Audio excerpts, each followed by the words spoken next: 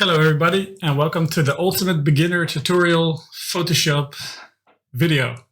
So if you've just downloaded Photoshop and you really want to get started, but you don't know how to, well, this video is for you. So I'll be going over a lot of things actually, but I'll make it very basic so everybody can understand.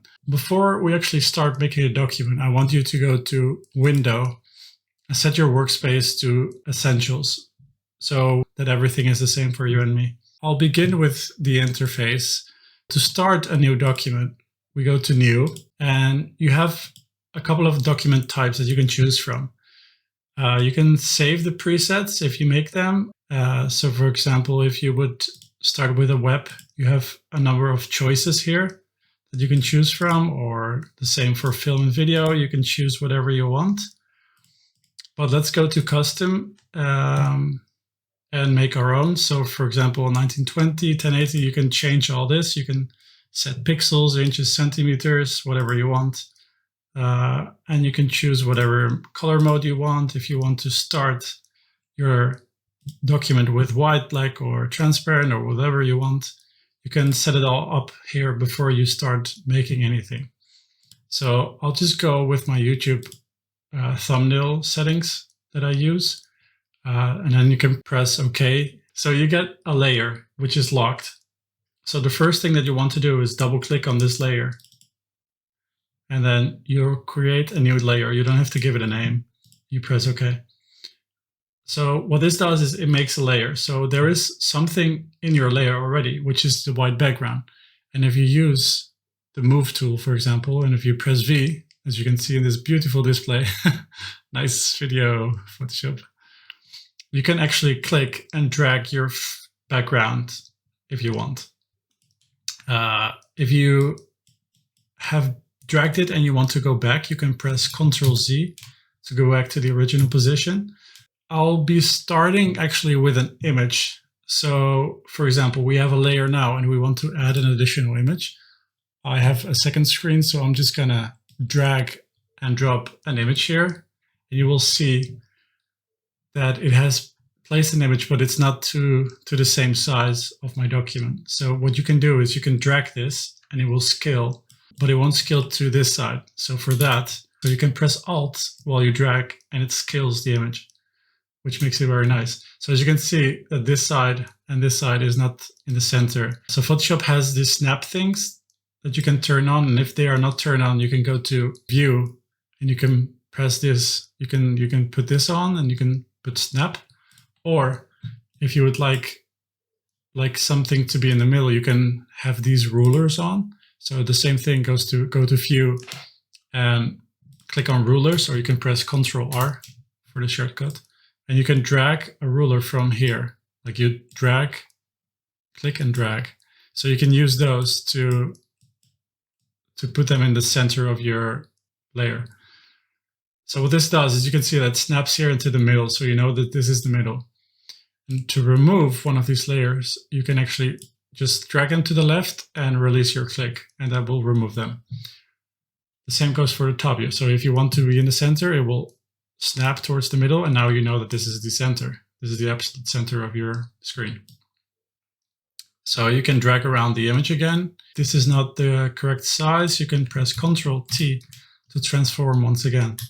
And you can drag this. So for example, if you put it in the center, and you press with Alt, and you go exactly to the corners or where you want it to be, and you hit Enter, it will place the image in a new layer on this side of your computer. So what you can see here is that the image is not rasterized. So to be painting on it, for example, like we cannot paint because it's a smart object and it needs to be rasterized. So what you can do is you can press here and rasterize it. But the normal thing to do is go right click on your image and press rasterize layer. So now you'll be able to paint on it if you want. There's a couple of things that I want to show you. I'll be starting off with, actually, let me remove these rulers for you. There is actually a shortcut, which is called Control and semicolon, which is the one next to the L. So I want to hide them. So the next thing that I want to do, I would like to add some text to my image. So for that, I go to the T, which is here, or I press T, and I can add text. I usually select, like you click and select, and you place the text where you kind of want it to be, so you have an estimation of where you want to have it. Or if I delete this, you can go to T and you just click and you start typing, and whatever the text will end up, like the size, it will just go continuously. But if you press T and you put it in this selection, it will never go further than your selection. Let me press T, and as you could see, it was way too big. So I'll just put it down to 30, let's say. So this is where you can choose the size of your text. You can make it bold or regular, whatever type of letter font you want to use. Okay, I'll just use Titanium, which is pretty nice. So let's say I want to write Call of Duty. What you can do is you can press Enter. What I usually do is I just press the Move tool, and it's also done, and you can drag it around right away. So if this is too small, you can just press T again, and you can click on it, press Ctrl A, so you select everything, and you go again to your text, so you make it a bit bigger, right? For example, if I want to place it here, but I cannot see anything because it's too wide, I do Ctrl A again, so I select the text, and I can change the color here. So let's say I want to put it to black. I press OK. I select the Move tool again, and I can move it around. So as you can see, it's still a bit too big. So let's say I want to cut it in half. So I'll just select here and I press Enter.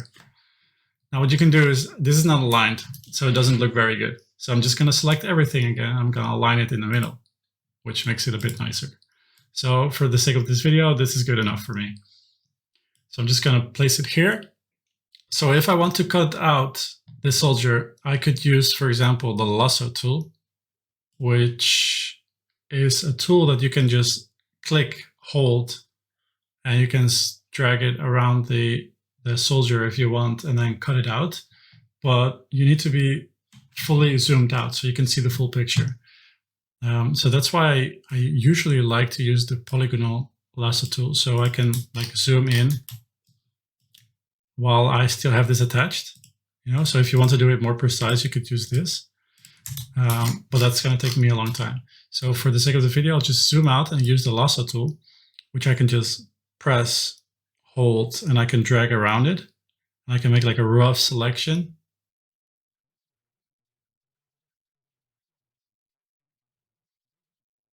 And then you can actually release.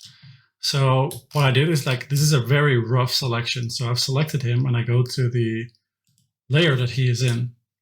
And what I can do now is I can press Ctrl C and I can press Ctrl V. And now you can see that there is a new layer that has this guy. So if you would hide this layer, and actually let me remove this background layer because we don't need this. So what you got now is you have removed your background. There's a lot of ways in Photoshop to remove your background, but this is pretty much a very quick way of removing your background. So what you can do now is you can play with this guy. You can play with this layer. So if you would double click on the layer, there's a lot of effects that you can use. For example, I would like to give him a stroke around his body. You kind of see this sometimes in these thumbnails that they have like a stroke around their bodies, or even like an outer glow. Let's say he has let me put it to white. Yeah, you can see it now. So that's very, very bright, right? That's like a rough way to get a stroke around your image and have a glow, like outer or inner, or drop a shadow. You can do a lot of things with it. Like, I would just play around with these kind of layer styles and see what fits you best. So let me just keep it here. And if you want, you can add another background to this guy if you don't like this one. So if I make a copy of this guy and I want to move the guy on top, I can do that with V. Right? I can move him around. Let's say I want to rotate him. I can press Ctrl T. I can rotate him around. If you press Shift, you can rotate him in snapping, which is a lot nicer. So let's say I want to make this little dude smaller. It's actually a big dude. I want to make him smaller. I want to have him behind him. So let's say I want to put him in this position. I'm gonna press enter, and I want to let this dude appear behind this guy. So I just drag this layer down to this layer, and now he's behind him. Like, hello. So you can do that, which is really cool. You can just play around with the layers. The same goes for Call of Duty. So because it's on top, it goes above this guy, right? So it's like a hierarchy. So if you put it down below, all the way to here, you can move it behind this guy, right? It's really cool. So it's like layers stacked on top of each other. So that's how the layers work. So for example, I would like to give the background a different color than this guy. What you can do is you go down here and you can create a new brightness or contrast layer. And you can play with the brightness and contrast here. Let's say it's too light. I want some more contrast. And there you go. Or if you say you want a different color, you can put a hue and saturation, and you can play with the colors. You can do a lot of things in Photoshop, right? So yeah, let's say black and white. It's pretty cool. So now you make your background black and white. The text still looks kind of clumsy. So that was about it for this video. If you want to know more about Photoshop, then subscribe to my channel and I will make more YouTube videos about Photoshop. I actually have a couple already about the 3D text and how to make like a thumbnail. You can make sure to check out those as well.